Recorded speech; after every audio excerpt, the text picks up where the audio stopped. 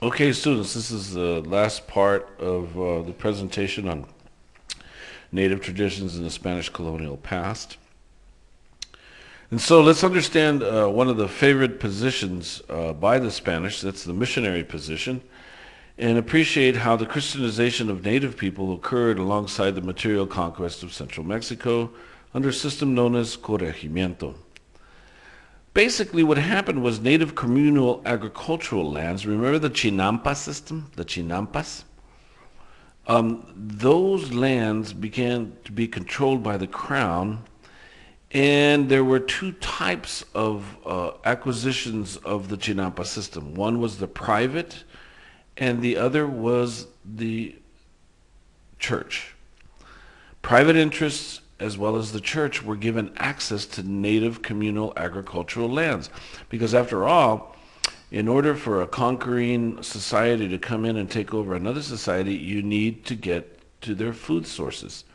And so you need to keep them as your labor forces. So the church is going to have access to native labor forces, and then the private interests are going to use the native labor forces for their aggrandizement. So native communal agricultural lands are going to be controlled by the crown, and then the crown is going to give up some of those lands to private interests. So those lands controlled by the crown are going to be protected by the church, and they will be protected by the church against the aggrandizement of private interests operating under systems known as encomienda and repartimiento. But we're not interested in those systems. What we're interested in is the formation and control of labor forces, because basically missions helped in the process of changing native people into Spanish-speaking workers. So let's understand something about, again, migration and immigration and the formation and control of labor forces, because missions are going to be central to the Spanish colonial system. Missions not only introduced religious instructions, but they also provided technical guidance for new occupational productions, such as crafts, weaving, candle making, most importantly, the wineries. Then there's the learning of animal husbandry, because they're going to introduce cattle and horses, as well as sheep and livestock. So this is important. And one of the most, and another important dimension is the celebration of religious events using new musical instruments. So there's the fiddle, the accordion, the harp, and the harpsichords. And native peoples love to sing and dance. And as they incorporate the Spanish mission system into their traditions, they're going to be the musicians. They're going to create new ways of singing. So recognize the development of mariachi. Mariachi, when you take a look at the history of mariachi, mariachi is a blend of African, European, and native traditions together. So let's understand and appreciate something about being Mexicano. But priests basically in central Mexico maintained a central mission at a key site, and then they initiated visits to outlying villages. So the success of transforming native peoples into Spanish-speaking workers, the success of it in central Mexico led colonial administrators to incorporating the mission system as part of its colonization movements north of Mexico and south of Mexico, because Mexico City became one center of administration where the colony would expand northward and southward. So there's that area. Another important administrative center was Havana, Cuba. And Havana, Cuba would spread and control the islands southward and then go into Florida northward. So there were many administrative centers. And these administrative centers made plans for colonization. So the plan for colonization to the move north, which means our area where we are today, California, New Mexico, Arizona, and Texas, as well as the border states of Mexico to the United States, which is Baja California, Sonora, Chihuahua, Tamaulipas, Coahuila, Tamaulipas, Nuevo León. What's important to understand is that the success in central Mexico of the mission system led colonial administrators to incorporate the missions as part of the colonization movement north. So the plan included sending missionized Indians with priests to accompany colonists venturing north. And then these colonists would be protected by military squadrons as they moved north. Now, one of the reasons why Spain is going to move north from central Mexico is that the French have moved down the Mississippi River and have established themselves in New Orleans and in Baton Rouge. And then the British have arrived in Virginia and in the Chesapeake Bay. And then the Russians are coming down from Alaska. So the Spanish have to respond to go ahead and send colonies to go and lay claim to the lands. Now, meanwhile, you have to understand that native peoples are surviving throughout the areas. So native peoples are going to get influx of populations in their region. And Spain is going to send the first colonization project in 1587 that's going to be led by Juan de Oñate, and he's going to take a hodgepodge of mestizos and mulattos and peninsulares and criollos on up north, and they're going to establish a society in 1587 up in New Mexico. And eventually there's going to be a place known as Santa Fe that's going to establish itself in 1607. And New Mexico is going to experience a transformation. You're going to have missionized Indians with peninsulares and criollos and all the mixtures that I shared with you from central Mexico going up north to establish a colony up in a place that's eventually going to be called Santa Fe and Taos and Albuquerque today. Well, what's going to happen after an 80-year period of colonization is that the Pueblo, the native peoples there, it's a desert region. It's based on aridity. You have to survive based on your access to water, and it's going to create such a convoluted process of all of these peoples moving up there at the same time that by the second generation that lives this experience, there's going to be a major revolt, and there's going to be this revolt known as the Pueblo Revolt. And the Great Pueblo Revolt of 1680, it's too bad that we can't go into it in this particular presentation, but I just want you to know that there was this great revolt in 1680 that shocked all of the colonial administrators, and it shocked France and England and Spain as to what they were doing in the Western Hemisphere. That they had better take precautionary notes because they can't just go and establish societies anywhere they can, because there's going to be profound repercussions. And what happened with the Pueblo Revolt of 1680 is that it encouraged colonial administrators in Mexico City to proceed in a different direction. And what's going to happen, instead of sending everybody up north first, for instance, you know, the original colony sent people from all of the casta system, along with a military squadron, along with missionized Indians and the priest. They sent them all up at once. But this time they decided, let's take a three-pronged approach. Given the violence that occurred for the Pueblo Revolt of 1680, a three-pronged approach was implemented. First, let's go with a mission, then a presidio, then a pueblo. Ideally, intensive religious activity would methodically subject native peoples to missionary control, thereby modifying their economy, their social structure, their culture, and religious beliefs, and then they would prepare them for entry in Spanish societies. And meanwhile, mission centers and missionaries could be protected by armed forces, which would coerce when necessary the people into a receptive attitude.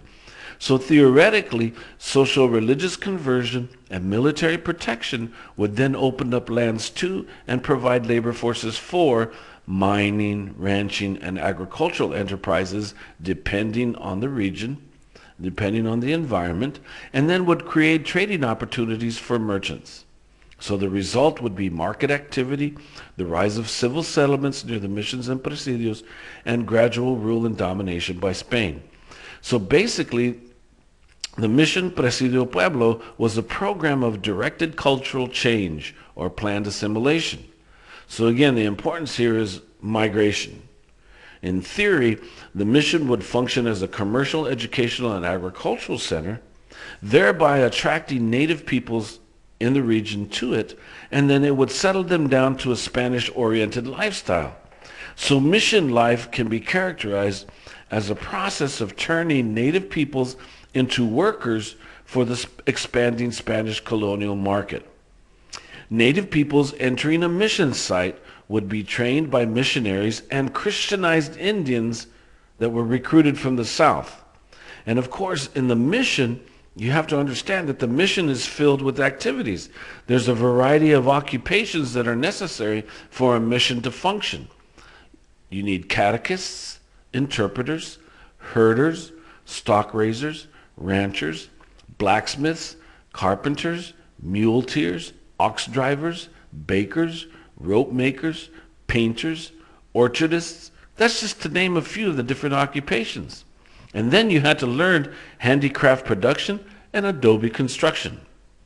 So, once the missions were established, directed change initiated, and presidios installed, native communities then, through the mission system, would pave the path for contact with colonial society.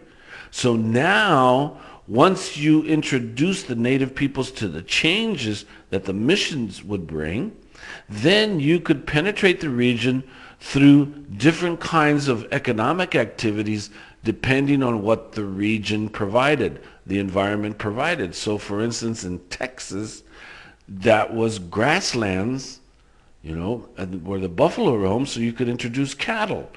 For instance, in New Mexico, those were rich agricultural lands, so you could introduce not only cattle but also sheep herding, all right, and agricultural production. And then in the deserts of Sonora and Arizona, it would be mining and the development eventually of silver and copper. And then in California, well, you'd have these great estates for ranching and cattle production. So again, the idea was native peoples would then, once the missions were established, directed change initiated, then you could go ahead and bring in peoples from the south to come and colonize. So once missions are established, directed change initiated, and a presidio that's installed to protect the mission, native communities could pave the path for contact with colonial society, which would come in and penetrate the region through either ranching, mining, merchant exchange, and the establishment of haciendas and landed estates. So this was the plan.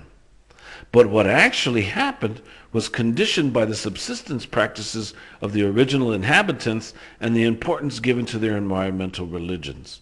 So when you take a look at the rich history of the United States Southwest and northern Mexico, it's filled with examples of how native peoples determined the rate and pace of Spanish-directed change. While the Spanish were thinking that they had a program of directed cultural change or planned assimilation, that experience was conditioned by native peoples. Now, we don't have a time to go through all the rich histories of the regions, but we do understand that Spanish colonial society is around us. Outside of the Spanish colonial infrastructure that is maintained for tourist purposes today, the legacy of that era is that of race-based privileges and biases that were based on a class caste system, a system based on the color of one's skin. And again, this is the legacy. This is the Spanish colonial legacy. It is still with us, and it affects everyone because we have all adopted the resulting prejudices and biases that are associated with skin color. You see, the ethnic and the class structure of society in what became the contemporary United States Southwest and what became the contemporary northern Mexico is a reflection and a continuation of the mestizo, the mulatto, the native, and the black ethnic groups. They were moving north from Mexico City, and they were moving into areas where the mission system is transforming native people into Spanish-speaking workers. This is the dynamic process. So just imagine, students, there's migrations of populations from central Mexico that are representative of all the casta system, of all of the different groups, peninsulares, criollos, mestizos, mulattos, negros, indios, and Afro-mestizos. All of these peoples are coming into these regions and establishing themselves into the Southwest United States. This is prior to the United States even being formed over there in the 13 colonies east of on the Atlantic seaboard. What's happening here in the Southwest is this a process of transformation where native peoples are entering into missions to become Spanish-speaking workers for the different casta system, the different peoples from the casta system coming up north. It is a dynamic experience. And why are people coming up north? Well, they're coming up north, they're migrating up here for economic opportunities. So you have to understand that the later generations are the descendants of these groups. And today we continue to see the mixing in this area. Now, one of the things is most people are going to have direct access to land once the mission system completes the concentration of native peoples into compact communities. So what's important to appreciate is that we're going to have regional differences of cultural expressions become apparent between 1750 through 1800. So it's very important for us to understand that the Mexican experience in the Southwest has rich cultural strains that became identified in this period from 1750 to 1800 as Tejano, as Manito, as Chihuahuense, as Sonorense, as Californio. So recognize that when you go to Texas, there's a Tejano culture. When you go to New Mexico, there's a Manito culture. When you go to Arizona and Sonora, there's a Sonorense. There's a Chihuahua culture that's even present in Texas. And then there's the great California culture. So you need to recognize, with regards to Mexican migration, there are these unique blends that have been created.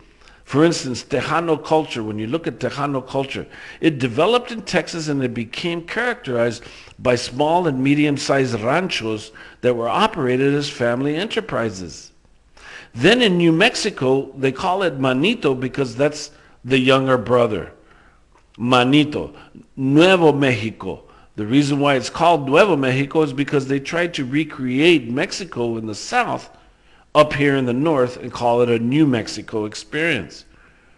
So Manito culture developed in New Mexico. It is an area that witnessed more class stratifications and distinct Spanish and native communities.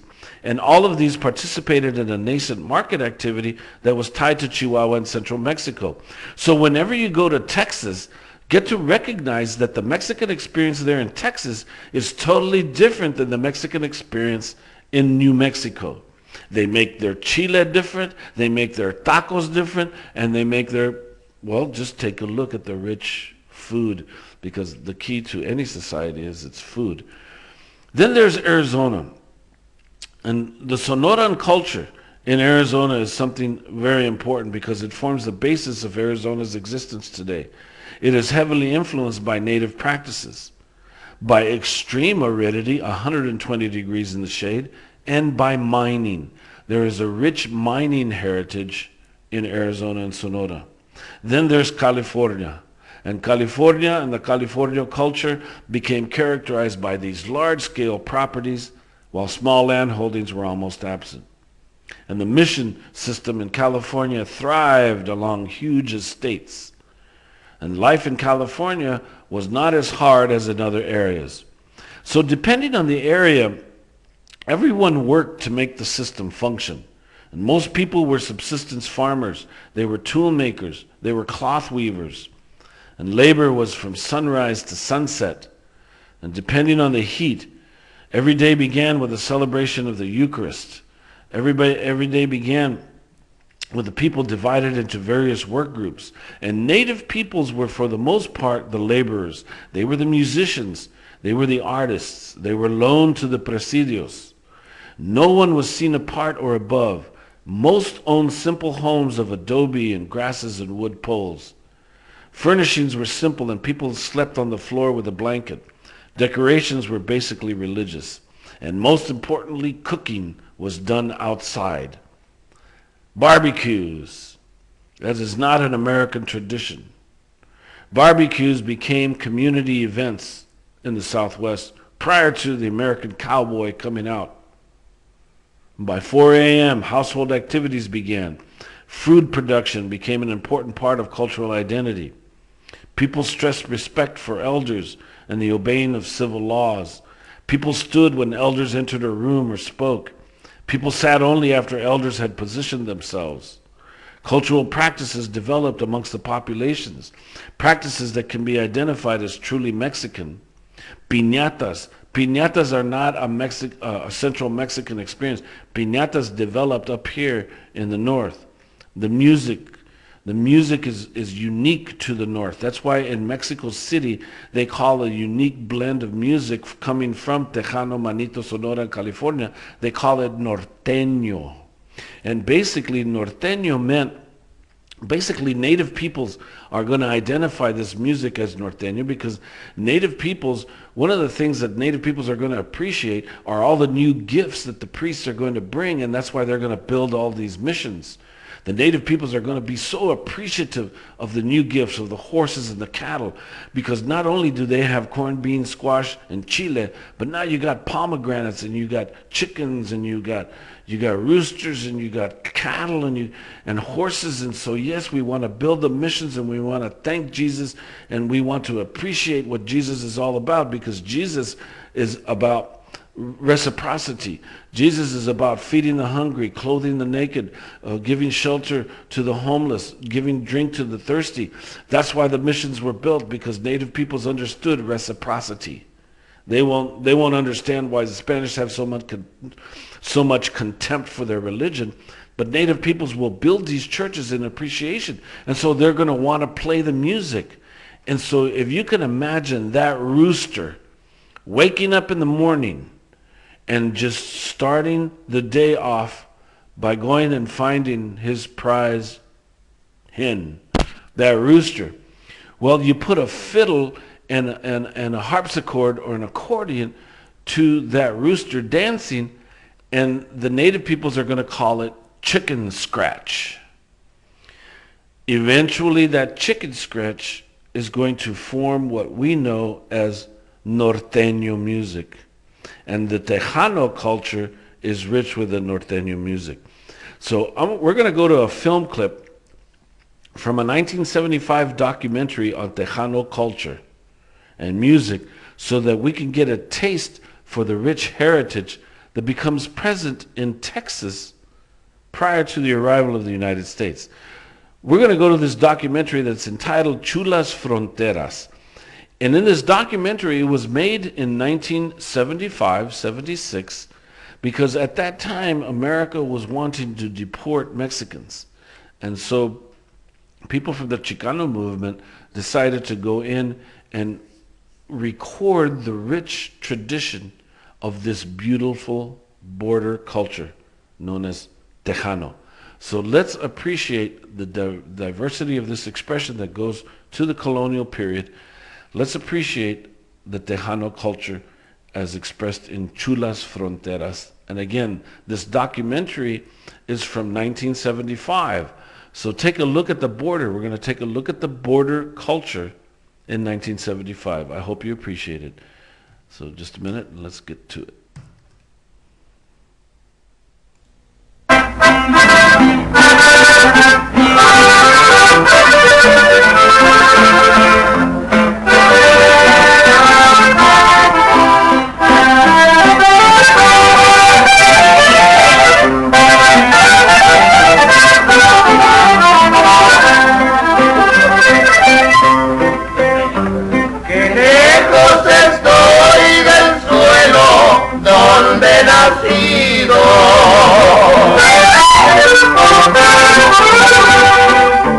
Inmensa nostalgia invade mi pensamiento.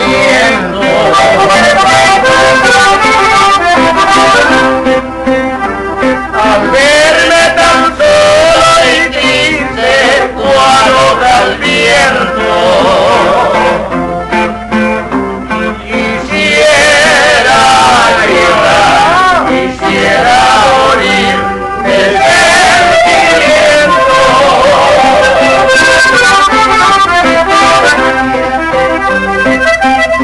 Oh tierra del sol,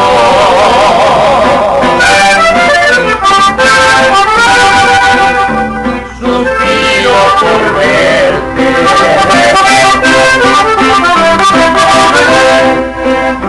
Ahora que lejos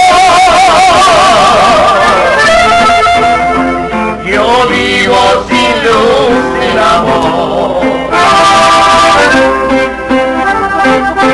Al verme tan solo y triste cual hoja al viento,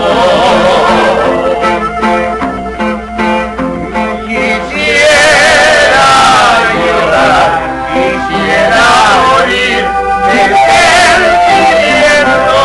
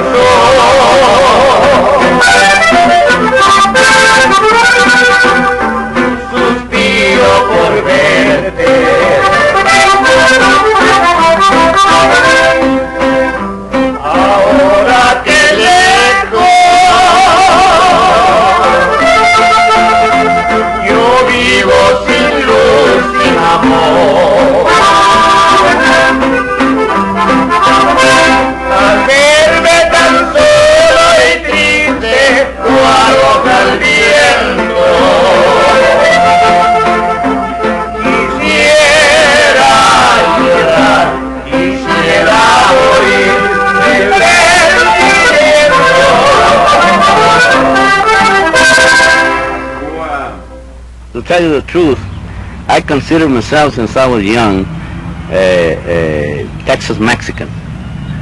Of course, it's like every Texans here, they consider themselves Texans and then they're Americans, but we really are Americans and then we're Texans. But we like to bring up our state. And that's what I believe all the time, Texas Mexicans, but we're really Texas Americans, should be Mexican Americans. See? In Spanish, I call myself a Tejano. Even when I go to Mexico, I do some business in Mexico, and I tell them I'm a Tejano. So they know that I'm not from Mexico. So they know that, and I have friends over there that have never visited the United States, and when they had visited over here, they come in with a sort of a way of thinking that everybody in Texas wears boots. He said, "Where are your boots?" Well, it's a false impression because not everybody wears boots in Texas.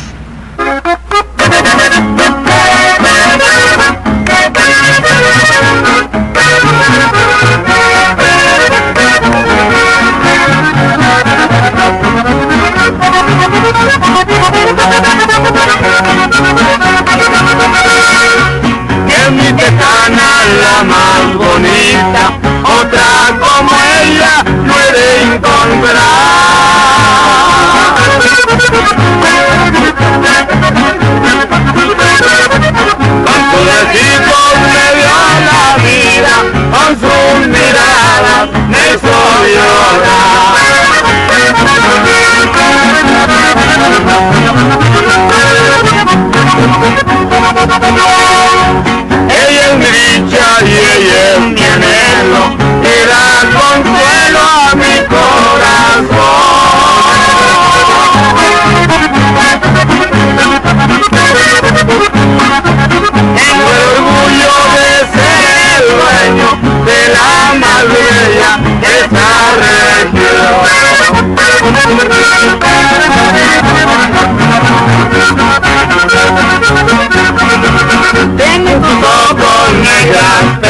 pestañas y su boquita como un rubí.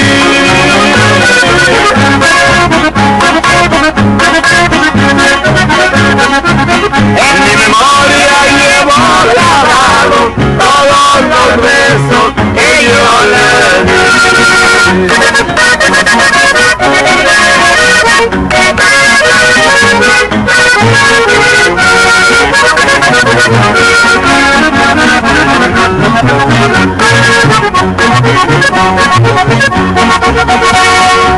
En San Antonio hay muchas flores que no se puede nunca escoger.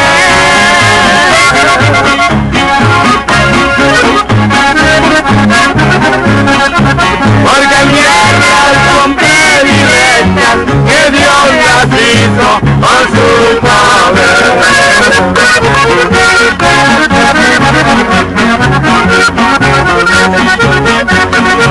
En mi tejana sangre española, la que mis penas puede calmar.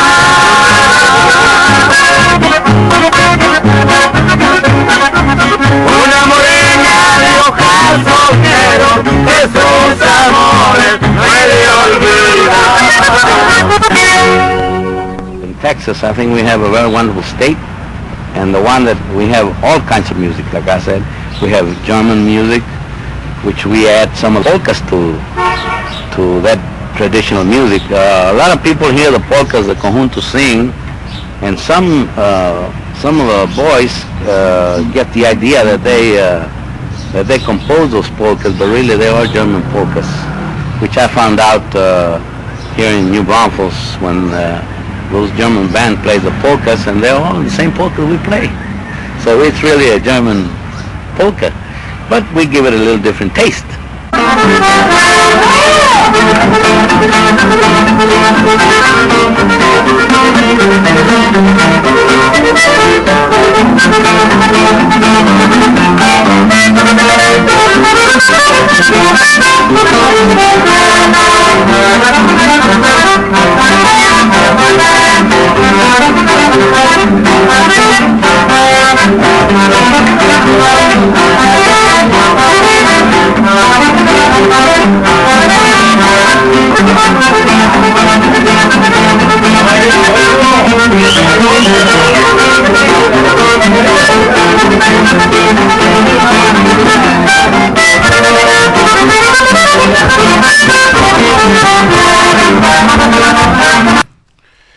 Okay, so students, hopefully you had that urge to go ahead and dance, and now you know how to make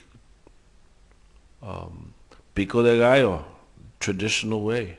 Remember, you got to use a beer can or one of those bottles, man, to mix everything together. That's how you make your best salsa. Again, recognize that regional differences became apparent between 1750 to 1800, so that when you talk about Tejanos, man, Tejanos have a rich history of being in Texas way before the United States is formed. Likewise, Sonora, New Mexico, California. And so these regional differences are very important, and it's imperative that everyone learn to appreciate the rich cultural strains, because these cultures are here. The United States is going to take them over. And so whenever you talk about, Mexican experience, it's here. It's part of the U.S. But what is important to note is that the arrival of people into the area that will become the present-day Southwest United States is constant. It is continuous. During the 17th century, the 18th century, the 19th century, the 20th century. We are in the 21st century. The arrival of people into the area is constant to this day.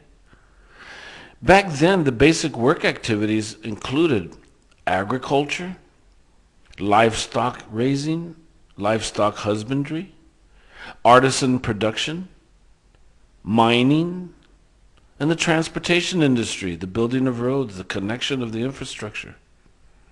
But agricultural work has always been the most basic. Again, going back to the Chinampa system, the Mexica system, the Aztecs.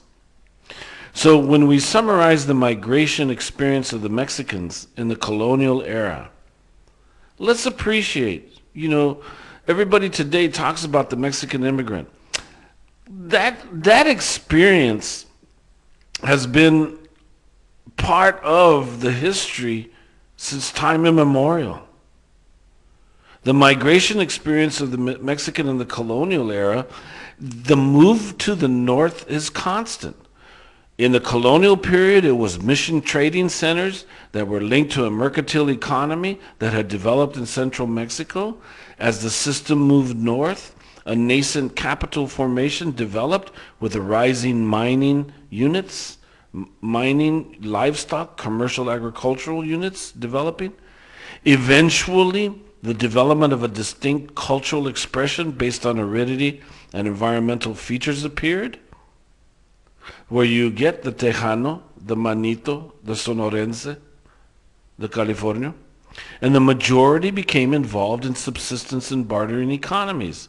They were moving in and out of a developing regional economic infrastructure. And this movement of populations continues to this day. So get to know it, people. And that ends the presentation on Native traditions and Spanish colonial past. Thank you very much.